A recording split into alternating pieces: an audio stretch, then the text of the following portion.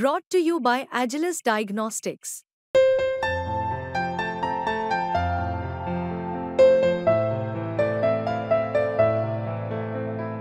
Agilus Diagnostics.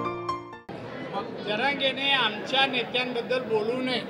म्हणजे मी clear सांगतो, त्यातल्या फुकट धमक्या नाही द्यायच्या. फुकट धमक्या मला धमक्या नाही शिकायच्या अजिबात. मी कोणालाच भेट नसतो.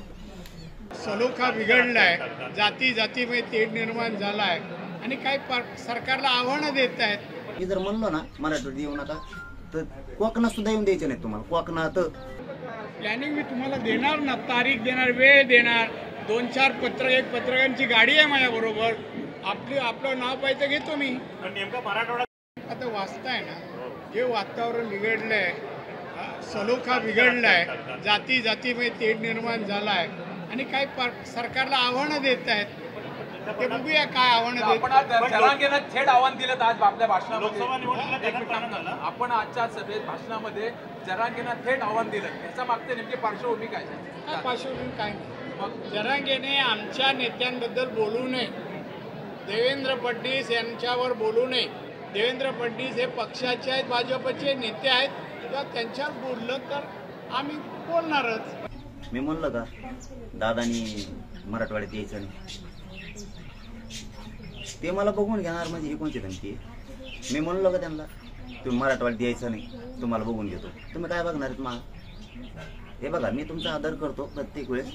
ते मीडियाच्या बांधवातून सांगितलेलं आहे मी, आणि मी पुन्हा एकदा सांगतो की मी म्हणलोच नाही की तुम्ही मराठवाड्यात या मग तुम्हाला दाखवेल. असं धमकी. मी जर म्हणलो ना मराठवाड्यात येऊ नका, तर कोकणात सुद्धा येऊन द्यायचे नाही तुम्हाला. कोकणात मी म्हणतच नाही. मी तसले जाबरे धंदे करतच नाही. मी म्हणलोच नाही तुम्ही मराठवाड्यात येऊ नका. आता बळच धमकी देता का? मी मराठवाड्यात जातो बघतो तेव्हा काय करतो.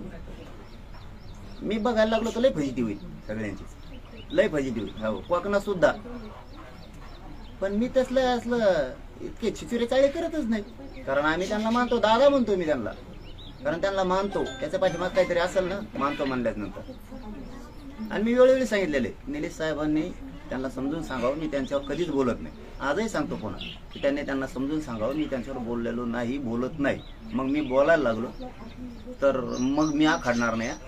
म्हणजे मी क्लिअर सांगतो, त्यातल्या फुकट धमक्या नाही द्यायच्या. फुकट धमक्या मला धमक्या नाही शिकायच्या अजिबात. मी कोणालाच भेट नसतो.